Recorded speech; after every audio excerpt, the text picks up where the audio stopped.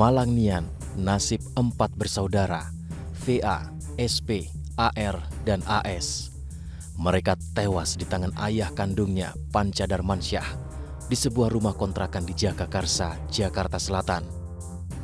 Hari itu Rabu 6 Desember 2023, warga curiga dengan bau tak sedap di rumah kontrakan pelaku. Apalagi warga kerap mendengar pertengkaran di rumah ini, dan sudah 4 bulan pelaku belum membayar uang sewa. Setelah diperiksa, 4 anak penghuni rumah ditemukan tewas terbaring di dalam kamar. Anak tertua berusia 6 tahun, sedangkan yang paling kecil berusia 1 tahun. Sementara ayah keempat anak tak berdosa ini tergeletak di kamar mandi. Pelaku lemas dan tangannya penuh luka. Pelaku berupaya bunuh diri, namun gagal. Selain itu, di lantai rumah terdapat pesan untuk istri pelaku yang ditulis menggunakan darah.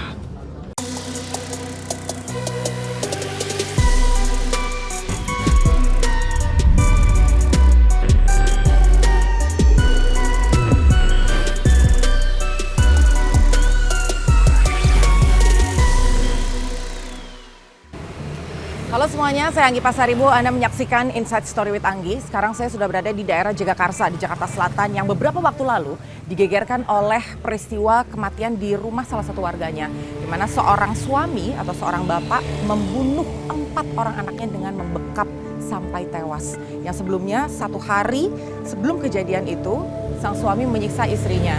Dan sekarang ini saya mau berjalan menuju ke TKP. Saya nggak tahu apakah saat ini ada warga yang bisa diwawancara atau tidak, tapi kita akan melihat dulu seperti apa dan di mana letak spesifik TKP-nya.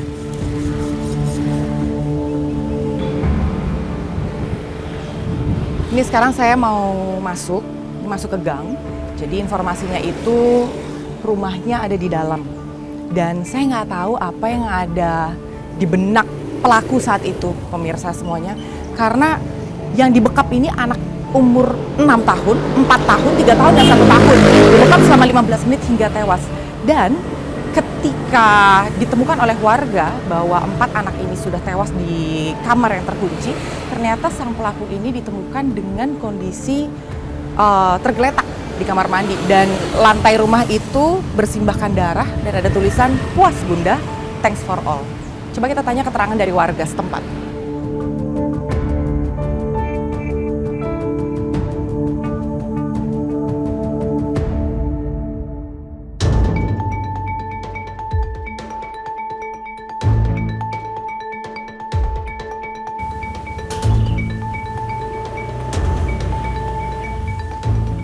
Ini lokasi rumahnya masih di garis kuning, pemirsa sekalian. Dan jarak dari rumah ini dengan rumah tetangga lainnya tidak terlalu jauh. Apakah sempat terdengar percekcokan atau pertikaian sehari sebelum kejadian?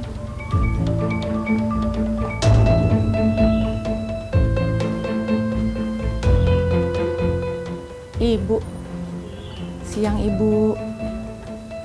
Saya Anggi Pasaribu dari MNC. Mau nanya. Oh, tapi mau nanya dulu boleh nggak Ibu? Suka ketemu sama penghuni di sini? Orang baru udah berapa lama di sini, Bu? Oh, seminggu. Berarti nggak tahu kejadiannya. Makasih ya, Bu ya.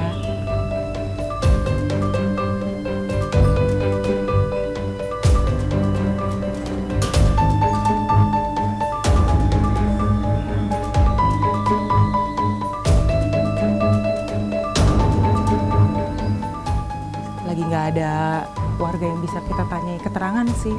Ya, jadi ini rumahnya, pemirsa sekalian, masih di garis polisi. Dan kalau saya perhatikan sebetulnya ketika ada percekcokan atau pertikaian di dalam rumah seharusnya kedengeran. Karena jarak dari rumah yang satu dengan rumah lain itu nggak terlalu jauh. Apalagi ini nempel banget nih dengan tetangganya. Tapi yang lucunya kenapa nggak ada yang bisa dimintai keterangan ya?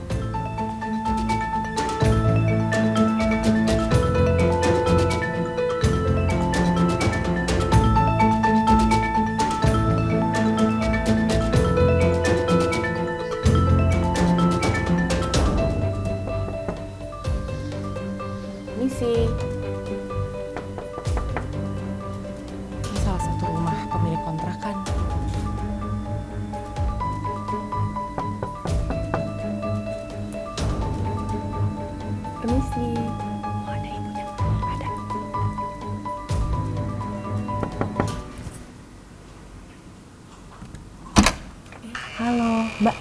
Saya Anggi dari MNC Media Group. Mau nanya-nanya seputar... Aduh, aku nggak tahu apa-apa. Nggak tahu apa-apa ya, halo. Sorry ganggu, tapi udah lama tinggal di sini? Nggak tahu sih. Hah, kamu nggak tahu kamu udah lama atau nggak tinggal di sini? Aku udah, dia sekitar satu tahun ya? 1 tahunan kurang lebih. Oh, sekitar 1 tahun. Nah, suka ngobrol nggak? Enggak. Oh, nggak pernah ngobrol. Terus aktif keluar-keluar rumah gitu nggak? Aku nggak, aku kan juga kuliah ya Kak, jadi nggak jarang di rumah juga, jadi nggak tahu apa-apa. Oh, Aja sih. tapi kalau misalnya ribut-ribut gitu nggak? Ke Polres aja Kak, aku nggak tahu juga soalnya. Oh iya, oke, makasih ya. Iya.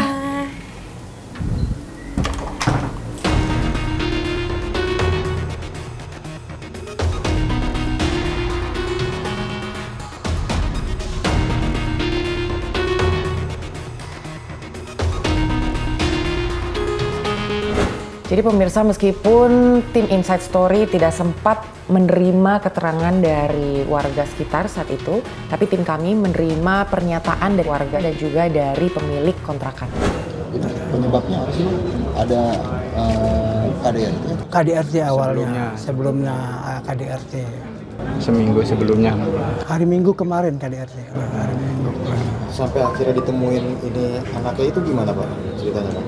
Curiga karena bau? Ya, atau- Bau bangke, sampai bongkar plafon nih nyari bangke ya kan, nggak ketemu gitu.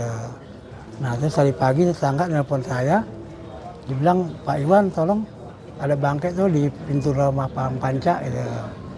Nah itu udah saya hubungin Bang Panca lewat WA, tolong bersihin bangke tuh di kamar mandi ya kan, karena bau nggak enak. Udah itu aja. Akhirnya pintunya dibongkar kan itu. Setelah itu setelah pembuangan itu saya nggak tahu, saya belum sampai rumah. Nah, gitu. Akhirnya Bapak masuk Pak? Akhirnya Bapak masuk? Enggak, udah banyak polisi, udah nggak boleh masuk. Pak ini yang tewas ada siapa aja sih Pak? Ini anaknya? Anaknya semua, anak kandung semua. 4 orang anak kandung. Itu ditemuinya di mana Pak? Di kamar, Kamar mandi atau kamar tidur? di kamar tidur. Pak ini tewasnya kenapa Pak? Kurang tahu, kalau tewasnya kurang tahu. Posisi kamar itu terkunci atau ya? Itu saya nggak tahu kan nggak bisa masuk, nggak tahu juga. Belum bisa. Berarti yang menemukan awalnya itu ada mayat anaknya itu warga atau polisi? Warga, Warga. termasuk Pak RT. Itu Pak RT yang masuk. Pak RT sama adiknya istri, ada istrinya. Tapi kalau yang sehari-hari warga di sini suka komunikasi nggak sih sama warga sekitar sini? Komunikasi, cuma nggak terkait kayak gini gitu. Komunikasi biasa, seperti kita tetangga gitu. Pak itu berantemnya boleh dinyatakan jelasin sejak kapan? Hari Minggu, Minggu ya. Minggu kemarin. minggu kemarin. Berarti yang tinggal di sini siapa aja tuh? Anak, istri, Suami. sama suami. Udah itu. Anak 3. 4. Anak Empat. tewas Pak. Oh, ini pasangan suami istri ini di rumah ini rumah sendiri atau? Kontrak, rumah kontrak. Ada 1 tahun lebih bang. Itu ada. 2 tahun mungkin 2 tahun mungkin. Karena saya juga di sini baru belum jadi nggak tahu pasti lamanya. Gitu. Tapi mulai tercium bau bangkainya tadi sejak hari itu. Kemarin Selasa. Kemarin. Pak diperkirakan berarti 4 anak ini meninggalnya sejak kapan Pak diperkirakan? Kita nggak tahu juga, mungkin hari Senin karena hari Minggu sore masih terlihat dia menggendong anak. Gitu. Saya di Japri ya sama adik saya yang di depan, terus sama adik yang tinggal di rumah ini ya. Terus habis sholat jam 10 saya datang, kemudian saya pulang menghubungi istrinya Pak Panca ya bahwa saya akan membuka paksa pintu karena tetangga semua teriak bau busuk, bau dikira tikus mati ya. Saya pulang menghubungi saya WA istrinya, saya bilang saya mau buka paksa, saya sholat dulu, habis sholat saya langsung ke sini, adiknya datang, adik istrinya datang, langsung ke Pak RT. Nah, adiknya datang, nggak lamanya Pak RT-nya menyusul. Setelah itu dibongkar paksa atau bagaimana, Bu? Kami bongkar paksa. Pada saat Ya. dibongkar paksa itu apa yang Ibu lihat dan apa yang Ibu temukan, Bu? Saya nggak berani melihat ya, karena yang di situ adiknya, adik dari istri, kakaknya Pak Panca, ya, Mas Budi, Pak RT, suami saya mantau dari teras rumah depannya aja. Oke, berdasarkan yang pertama kali lihat ini apa, Bu, yang ditemukan, Bu?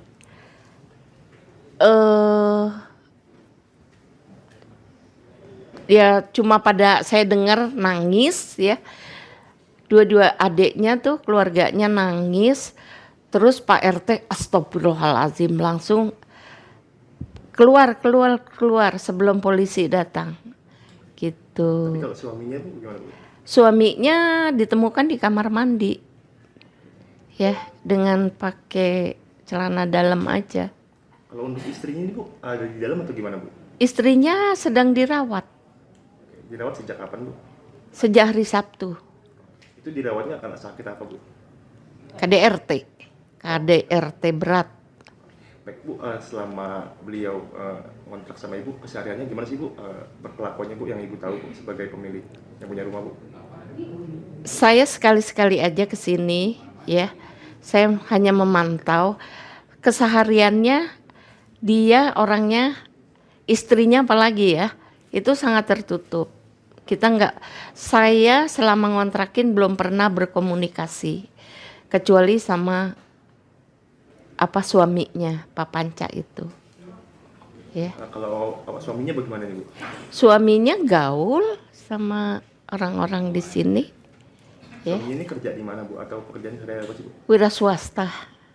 Buka usaha gitu, Bu? Iya, buka usaha. Pemirsa, salah satu tetangga yang saya datangi, tapi tadi udah lihat sendiri kalau sepertinya ada rasa takut untuk memberikan keterangan. Beberapa kali dari dalam rumah juga terdengar, udah deh, tutup pintunya, suruh langsung ke Polres aja. Saya memahami kalau memang tidak berani memberikan keterangan karena mungkin ada pertimbangannya sendiri. Tapi yang pasti ini rumahnya masih di garis kuning, seperti yang tadi saya sudah sampaikan, dan bau tidak sedap juga masih terasa.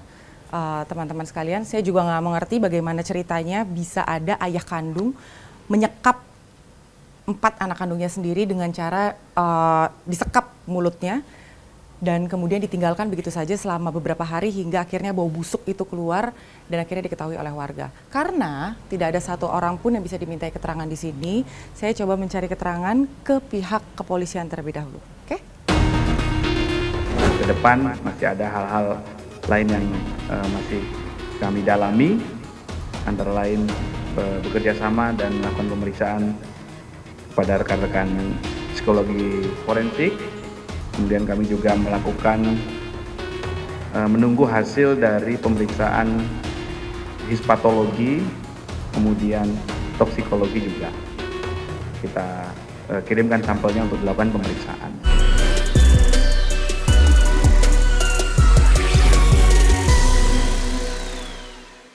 Setelah dilakukan olah TKP awal oleh Kapolsek dan jajaran Reskrim Polsek, ditemukan seorang laki-laki,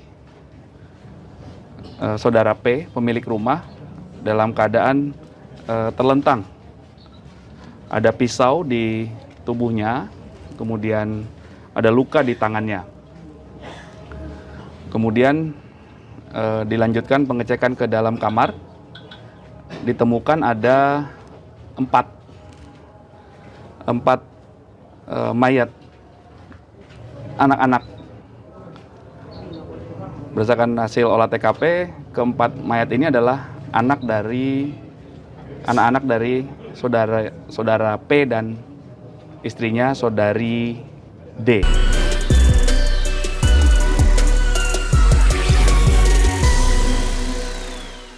Kekejaman Panca membunuh 4 orang anaknya memang di luar nalar ya pemirsa. Dan bahkan kepada penyidik pun, Panca mengaku bahwa ia membunuh dengan menyekap anaknya dimulai dari anak yang paling kecil, yang berusia 1 tahun, sampai ke yang paling besar. Dan seperti apa perkembangan penyidikan lebih lanjut, tentu ini yang akan menjadi pertanyaan kami kepada pihak kepolisian. Dan saat itu juga memang saya beserta dengan tim Inside Story langsung menuju Polres Jakarta Selatan.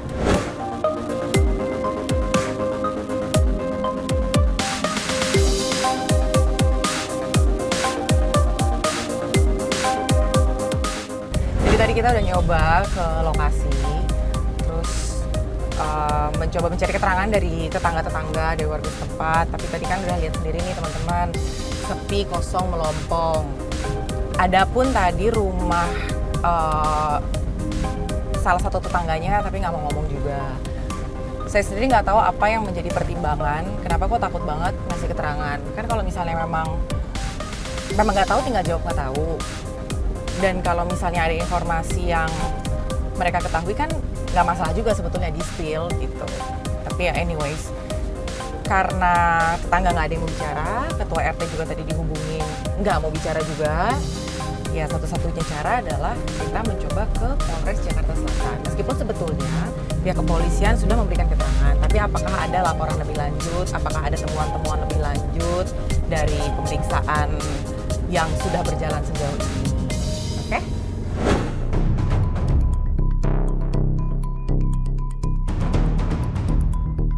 Sampai di Kapolres, nggak berapa lama ada konferensi pers, pemirsa. Dan saat itu memang saya sempat menanyakan apa perkembangan terkini dari proses penyidikan terhadap pelaku. Tapi saat itu pernyataan dari Kapolres Jakarta Selatan memang belum ada perkembangan lebih lanjut. Kami memang mengerti karena posisinya pelaku memang berada di rumah sakit, jadi mungkin memang belum bisa untuk dimintai keterangan lebih lanjut. Dan juga sempat terdengar di kami bahwa pelaku ini juga dalam proses pemeriksaan apakah ada gangguan terhadap kesehatan jiwanya. Dari iNews Media Group, pertama-tama saya apresiasi sekali langkah-langkah dari Kementerian PPAI untuk anak dan juga untuk perempuan. Dan sebetulnya kejadian ini kan bukan baru sekali ya Ibu ya, ini sudah berkali-kali terjadi begitu. Dan apa yang tadi disampaikan, preventifnya segala bentuk hal untuk melindungi kaum rentan itu menurut saya sangat diapresiasi sekali oleh kami rekan-rekan media di sini. Yang jadi pertanyaan saya, bagaimana ketika kejadian ini terjadi justru di daerah terpencil yang susah untuk diakses oleh internet, bagaimana mereka melakukan pengaduan, bagaimana mereka bisa speaking up gitu. Karena kan perempuan sendiri untuk mereka berbicara ketika mengalami KDRT itu bukan perkara yang mudah begitu kan. Apalagi kalau kita lihat jangka panjang, tadi saya senang sekali begitu Mbak mengangkat soal bonus demografi. Anak-anak muda sekarang kecenderungan jadi takut menikah gitu. Sementara tanpa adanya generasi yang baru, siapa yang akan berkontribusi untuk kemajuan bangsa gitu. Jadi ini tanggapannya akan seperti apa? Dan juga untuk Pak Kapolres, update terkini Pak untuk proses penyidikan sejauh ini, apakah ada temuan baru, apakah memang ditemukan gangguan jiwa terhadap pelaku? Itu aja Pak dari saya dan Mbak sekalian, terima kasih. Jadi sekali lagi kami dari Polres Metro Jakarta Selatan beserta seluruh jajaran mohon izin mengaturkan rasa prihatin yang mendalam, turut berduka cita kepada keluarga korban. Kami berkomitmen untuk menyidik kasus ini secara tuntas sesuai SOP yang berlaku, secara profesional dan proporsional tentunya. Kemarin sudah kami update tentang dendam, ya. Ke depan masih ada hal-hal lain yang masih kami dalami, antara lain bekerja sama dan melakukan pemeriksaan kepada rekan-rekan psikologi forensik. Kemudian kami juga melakukan menunggu hasil dari pemeriksaan histopatologi, kemudian toksikologi juga. Kita kirimkan sampelnya untuk dilakukan pemeriksaan. Mohon waktu, mohon bersabar, karena proses penyidikan adalah untuk membuat terang sebuah peristiwa pidana agar pelakunya dapat dikumpulkan alat buktinya dan nanti berkas perkaranya kita ajukan ke kejaksaan hingga pengadilan. Dalam konferensi pers siang itu, selain Kapolres Jakarta Selatan, hadir juga perwakilan dari KPAI, Kementerian PPPA, dan juga dari KSP. Dan kami sangat mengapresiasi bahwa perlindungan terhadap kelompok rentan yang dimana saat ini pembahasan kami adalah kepada perempuan dan anak, ini juga menjadi concern. Dan bagaimana KPAI, KPPA, dan juga KSP sama-sama bersinergi untuk berupaya melakukan perlindungan kepada keluarga, khususnya kepada istri dari pelaku yang saat ini masih dalam proses penyembuhan.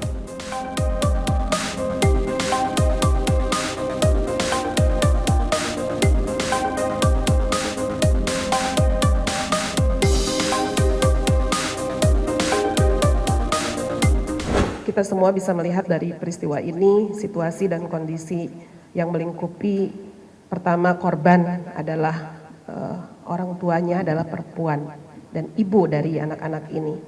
Ini tentu memberi gambaran bahwa situasi yang terlaporkan adalah KDRT, memberi kerentanan pada anak-anak yang ada di dalam keluarga tersebut. Oleh sebab itu, kerentanan anak dalam KDRT harus menjadi perhatian kita. Mungkin ada satu sisi tidak rentan, karena orang tua misalnya bisa menitipkan anak-anak pada keluarga atau pada lingkungan yang lebih sehat ketika mereka menyelesaikan masalah. Tetapi ketika ada situasi keluarga yang bisa diamati, bisa dicermati, ya, rentan terhadap situasi kekerasan berikutnya. Ini yang kemudian harus kita pahami sebagai sebuah perlindungan atas upaya-upaya masyarakat, aparat penegak hukum, bahkan lintas sektor untuk mengintegrasikan perlindungan kepada anak-anak di dalam menangani sebuah perkara yang dalam hal ini adalah KDRT. Nah, oleh sebab itu tentu KPAI dalam pengawasannya, karena di hari kedua kami juga turun ke lapangan berbincang dengan masyarakat ya yang ada di sana, kemudian juga dengan aparat penegak hukum serta teman-teman yang menjadi mitra untuk memberikan perlindungan. Kita semua sepakat teman-teman untuk ini menjadi pembelajaran penting dan ini harus menjadi peristiwa yang terakhir. Karena bagi kami anak-anak ini adalah satu nyawa, satu peradaban bagi kita semua. Untuk itu langkah-langkah yang kami lihat sebagai sebuah titik strategis adalah upaya pada penguatan aspek kepedulian dari masyarakat. Yang kedua adalah aspek terintegrasinya perlindungan kepada security system.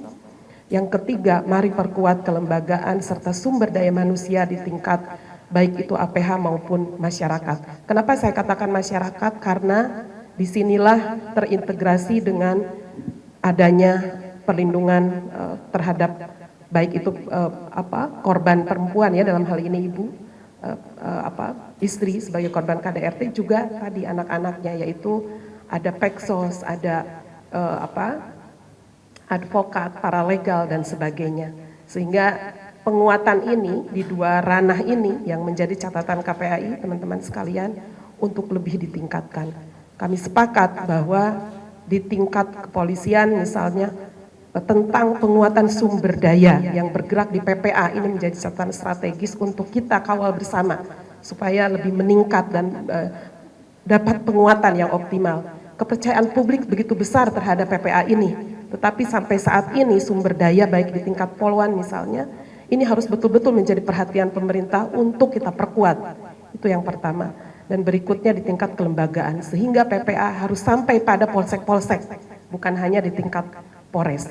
Ini menunjukkan perhatian kita pada kasus ini dibutuhkannya pendekatan-pendekatan yang bukan hanya keamanan, tetapi sisi perlindungan, sisi pendampingan, dan sisi koordinasi aktif dengan pihak-pihak baik itu Sakti Peksos, baik itu layanan dan lain-lain. Tentu ini semua kalau tidak bekerja sama, kalau tidak dibarengi dengan kolaborasi aktif tentu akan parsial dan lagi-lagi persoalannya akan kita hadapi adalah keterlambatan. Saya rasa sebenarnya upaya untuk daerah terpencil sebenarnya sudah ada, apalagi Kementerian PPPA sekarang sudah punya hotline Sahabat Perempuan dan Anak 129 dan WhatsApp yang ini bisa diakses secara 24 jam gratis dan mungkin bagi yang tidak bisa menelpon secara langsung bisa melalui WhatsApp gitu ya. Dan kemudian terutama begini, di dalam unsur masyarakat yang paling kecil adalah masyarakat. Tadi sebenarnya Bapak Ibu di sini sudah banyak bicara mengenai community base gitu ya. Artinya basis kita adalah basis masyarakat dan tentunya deteksi dini ini sebenarnya adalah deteksi dari masyarakat. Sehingga ketika terjadi kasus-kasus di daerah terpencil yang mungkin tidak dapat mengakses segala layanan yang ada, baik berupa digital ataupun hal-hal yang mungkin berkaitan dengan internet yang susah gitu ya. Di sana sebenarnya kami dari Kementerian Pemberdayaan Perempuan dan Perlindungan Anak sudah punya kader perlindungan anak terpadu berbasis masyarakat di setiap desa. Dan kader-kader itu sebenarnya berisi dengan perangkat-perangkat desa, termasuk anggota-anggota masyarakat desa, yaitu mulai dari RT, RW gitu ya, kepala desa gitu ya. Nah ini kemudian termasuk anggota masyarakat yang ada di situ. Sehingga apabila ada kasus atau dugaan terjadinya kasus, misalnya ada ribut dan lain sebagainya, ini bisa saja dideteksi oleh masyarakat di sekitar. Nah ini juga yang tadi sebenarnya bocorannya adalah kita membicarakan hal itu karena kasus Jagakarsa sebenarnya berawal juga dari apresiasi tinggi kepada Babin Kamtibmas dan keluarga dan masyarakat yang mencium bau tidak sedap duluan gitu ya. Jadi tidak menutup kemungkinan di daerah terpencil pun akan bisa dideteksi segera. Karena upaya masyarakat ini yang paling penting. Jadi masyarakat pun harusnya tidak lagi merasa takut untuk melaporkan, apalagi merasa bahwa KDRT ataupun kasus kekerasan lainnya yang terjadi di sebuah keluarga atau rumah tangga, baik menimpa perempuan maupun anak, ini adalah masalah privasi atau masalah yang tidak boleh diikut campuri oleh orang lain. Nah ini yang kami di sini sebenarnya berdiri bersama untuk menghimbau kepada para masyarakat supaya masyarakat boleh loh melapor atau mengadukan apabila melihat, mendengar, bahkan justru merasakan sendiri. Bisa teman-teman media sampaikan, di tempat terkecil pun sejujurnya yang saat ini masih belum bisa terakses dengan koneksi internet dan apapun itu. Di sini ada instrumen kami yang kami melakukan jemput bola.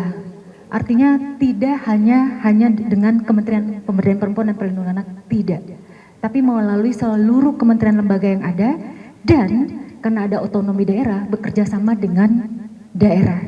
Dan kalau teman-teman mau dari hari Selasa sampai nanti besok Jumat, itu salah satu program untuk PPA juga, itu kita titipkan kepada namanya Program Nasional Pelayanan Kesehatan Bergerak. Kita semua harus hadir di sana, artinya peran-peran elemen tadi, negara, pemerintah daerah, dan elemen masyarakat ada melalui koordinasi seperti itu Mbak. Jadi tidak hanya kebijakan, tidak hanya koordinasi, tidak hanya anggaran, tapi kita libatkan semua, termasuk kami juga memohon bahwa saat ini kita ada konseling gratis juga, yaitu untuk kesehatan jiwa 119 extension 8. Tapi jika untuk lagi-lagi tidak ada koneksi internet, maka para dalam tanda kutip kader-kader ya, karena kader tidak hanya dari masyarakat tapi juga organisasi profesi dan dari dinas-dinas yang ada, itu kita berikan penguatan langsung datang ke daerah sana, termasuk juga mereka kita undang juga ke sini, dan termasuk juga kita blended kalau ada koneksi internetnya. Jadi teman-teman nanti juga bantu, yang pasti memang kita jangan ada batasan dengan masyarakat, karena ternyata masyarakat kita juga sudah cerdas. Mungkin semua yang ada di semua elemen tidak utuh terinformasi di media, sementara masyarakat kita sebenarnya sudah menggunakan banyak media ya, baik itu media yang biasa bercakap-cakap maupun media seperti yang kita tahu aplikasi apa. Kekerasan senyap dan sunyi yang terjadi di balik pagar-pagar rumah itu merupakan salah satu dampak dari cara pandang masyarakat Asia, bukan hanya Indonesia, yang melihat perempuan dan anak sebagai properti atau benda.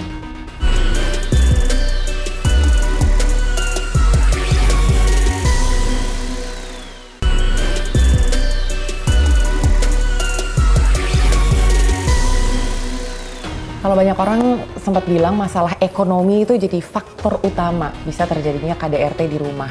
Tapi saya sempat berpikir juga sih, apa betul cuman hanya karena faktor ekonomi atau hanya karena faktor tekanan?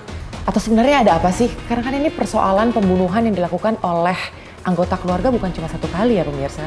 Dan saat itu saya menanyakan kepada sosiolog yang salahnya ada di mana. Apakah betul karena faktor ekonomi atau karena faktor stres atau sebetulnya ada nilai-nilai yang sudah mulai hilang dari budaya kita di sini. Itu lagi mengulik dan mengangkat kasus tentang pembunuhan di Jagakarsa itu. Ya, lagi happening. Dan sebetulnya kan kejadian ini tuh nggak baru sekali ya Mbak. Ini kenapa sih Mbak? Kenapa banyak banget kasus pembunuhan akhir-akhir ini dan pelakunya itu keluarga sendiri. Yang bapak bunuh anak lah, yang ibu bunuh anak lah, anak bunuh ibu. Kenapa sih Mbak fenomena ini? Ada apa ini Mbak? Apa yang salah?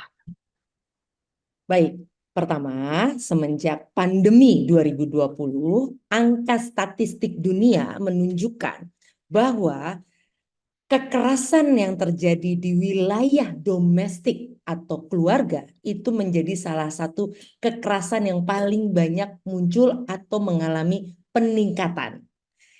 Artinya ketika bicara peningkatan sebelum pandemi juga sudah terjadi. Tapi ketika pandemi ini semakin tinggi angkanya karena ada beberapa faktor.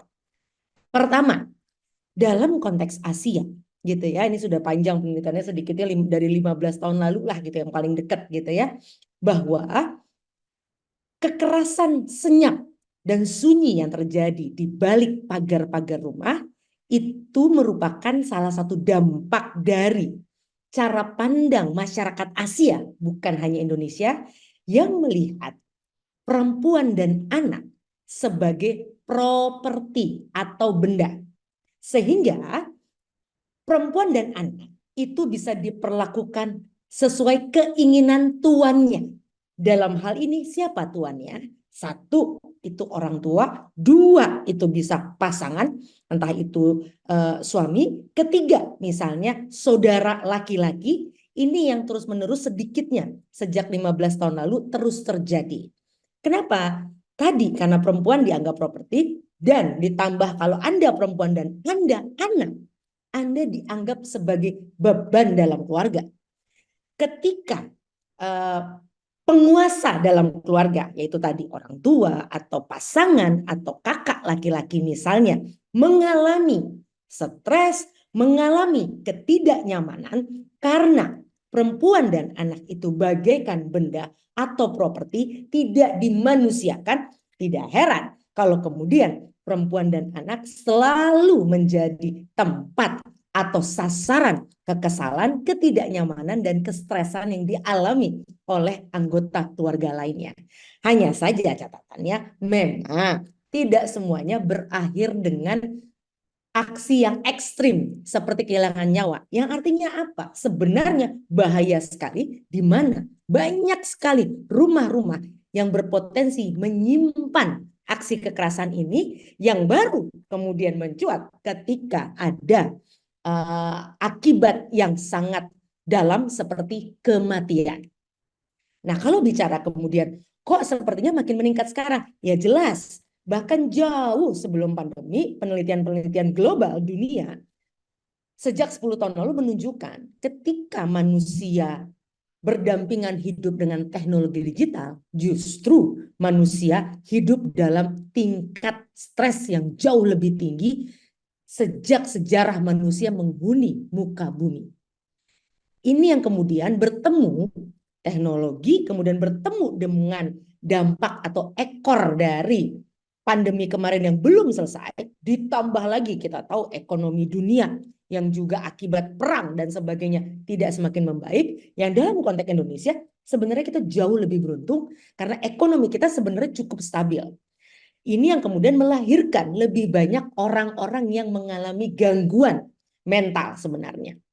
Dan yang ketiga faktornya adalah ikatan sosial kita itu sudah semakin renggang. Kalau dahulu ketika kita ada masalah, hal yang lumrah dan wajar, ada daya dukung sosial yaitu lingkungan sekitar. Yang kemudian kita dengan mudah, misalnya kita butuh tambahan pendapatan, ya udah nitip anak gitu ya, karena kenal, karena dekat. Atau misalnya aku kurang cabai dong, kurang garam dong, tinggal lewat, istilahnya ada penelitian dari Amerika, the backdoor Java. lewat pintu belakang gitu ya. Jadi semuanya menjadi mudah. Jadi paling tidak 3 alasan itu yang menjadi sedikitnya hal yang mungkin bisa kita cermati mengapa aksi-aksi kekerasan yang berujung pembunuhan semakin sering kita lihat. Berarti sebetulnya bukan cuma faktor ekonomi aja ya Mbak, yang bisa membuat orang itu pada akhirnya ngamuk dan menjadikan pasangannya itu sasaran. Karena kayak kasus ini, suaminya itu usianya 47 Mbak. Istrinya, 41, istrinya usia 27. Sebetulnya kan secara logika harusnya dia mengayomi istrinya, gitu kan. Ditambah lagi mereka dengan latar belakang ekonomi menengah ke bawah, anaknya 4, nggak KB gitu. Ya, dari situ juga akhirnya muncul permasalahan kan itu. Kenapa ya Mbak gitu? Ya itu tadi kan saya udah jelaskan. Di masa lalu masalah ekonomi juga ada. Di masa lalu anak jauh lebih banyak. Gitu ya. Artinya oke, ekonomi menjadi salah satu pemicu, tapi dia tidak menjadi satu-satunya faktor. Kalau ditambah yang faktor ayah membunuh anak, dalam literatur akademik jelas hanya ada 2 faktor utama penyebabnya. 1, gangguan jiwa. Yang kedua adalah balas dendam terhadap pasangan. Tapi dominan nomor 1 biasanya adalah gangguan jiwa. Ya kalau udah kayak gitu sebenarnya tergantung ke masing-masing individu sih, merasa perlu dibantu atau enggak, merasa perlu memberikan di laporan masa atau lalu, enggak gitu. di Kayak masa sekarang lalu, karena memang ikatan sosial baik, kalau ada masalah kita semua guyup. Sekarang kanan kiri kita nggak kenal, 4 penjuru saja, depan belakang kanan kiri kita kenal. Makanya kita apresiasi sebenarnya program negara, salah satunya polisi RW yang kemudian menjadi lem sosial. Nah ini yang terjadi dalam kasus itu kan sebenarnya Babin Kamtibmas sudah bertemu dengan RW yang kemudian membawa keluarga tersebut ke rumah sakit. Artinya hubungan ini sudah terjadi. Tapi sekali lagi, tentu saja negara dalam hal ini aparat tidak bisa menjadi CCTV sosial bagi semua warganya untuk bisa memindai mana yang kira-kira akan membunuh. Tentu saja tidak. Tapi program yang sudah dimulai ini menjadi satu program penting yang akan menghangatkan kembali kearifan sosial kita, yaitu apa? Gotong royong, semangat saling mendampingi dalam susah dan senang. COVID sudah membuktikan di masa COVID, ketika kita tahu tetangga kita ada sakit, semua orang kirim makanan dan sebagainya. Nah, itu perlu terus dibangkitkan lagi tanpa harus ada pandeminya. Nah, mudah-mudahan dari kasus ini kita semua belajar. Hanya masalah waktu, bisa jadi kita yang menjadi korban atau berpeluang menjadi pelaku. Iya, aku sepakat sih. Berarti sekarang kembali lagi untuk mengingat nih bahwa faktor social life kita tuh lebih penting daripada ini nih gadget gitu kan. Menikmati individualistis itu memang sebetulnya ada kenikmatan sendiri sih. Nggak dikisruhkan gitu loh Mbak dengan kanan kiri. Tapi at some point sebetulnya itu kelemahan juga sih ya. Karena ketika ada masalah ini, ya akhirnya gotong royong itu nggak ada, unity itu hilang gitu. Kalau dulu kan sekedar cerita, kadang-kadang kita kalau cerita kan cuma butuh cerita, kadang-kadang nggak butuh solusi. Iya, nggak butuh solusi juga. Nah, ini sudah tidak terjadi, mau nggak kenal, yang ada nggak enak, gitu kan? Terus yang kayak ya udahlah gitu. Terus nanti takut disangkain nyampurin urusan orang. Kalau kita sudah kenal, tidak ada istilah mencampuri. Justru kita akan saling menanyakan kabar. Gimana kemarin? Udah sembuh belum? Gimana? Udah dapat kerjaan belum? Aku ada tuh tetangga lagi butuh bantuin ini. Mau nggak? Kan itu yang terjadi. Dialog itu yang terungkap. Gitu.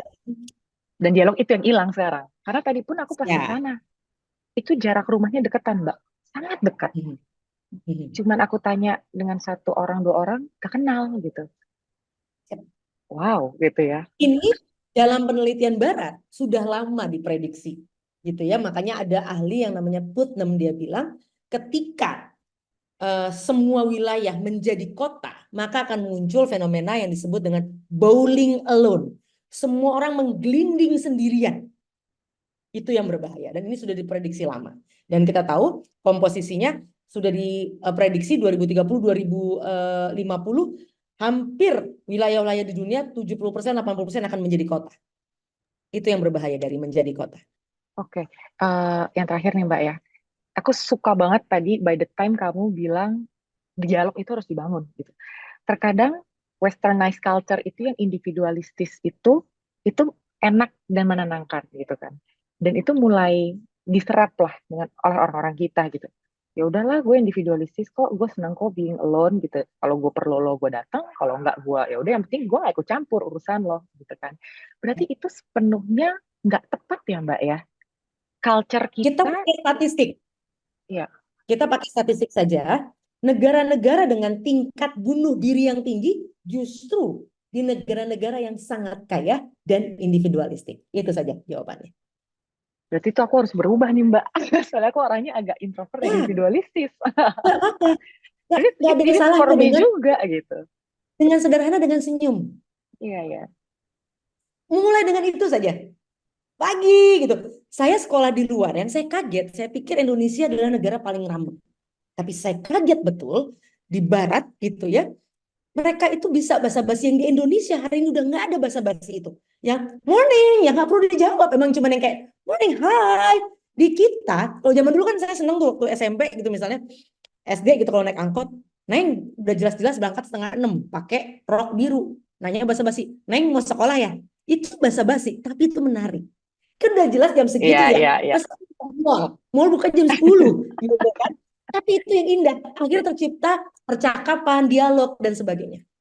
Iya, benar-benar kehangatan itu harus dibangun lagi. Ini menjadi masukan juga. Ini yang membedakan kita dengan robot. Iya. Hati-hati.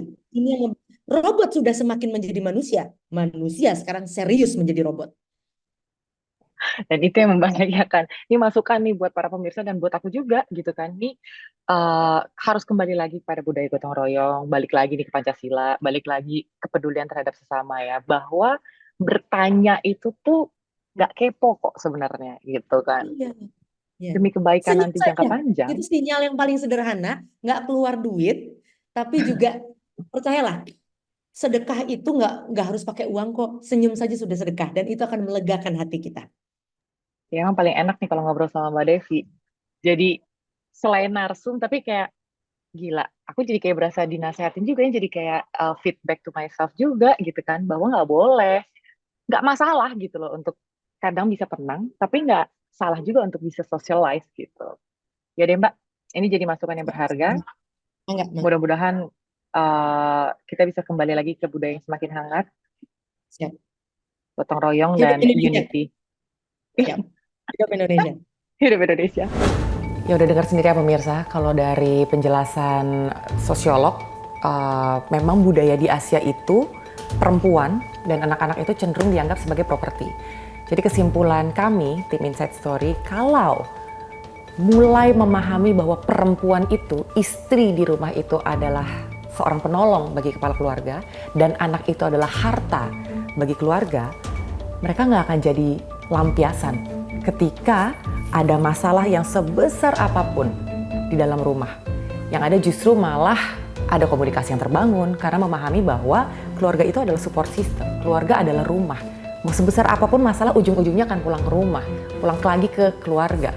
Dan kalau kita bisa mengurangi penggunaan ini nih, gadget nih, kita nggak akan jadi orang yang asik sendiri. Kita nggak akan jadi orang yang mencari solusi di luar, tapi justru kembalinya ke support system kita. Saya Anggi Pasaribu, sampai bertemu di Inside Story berikutnya.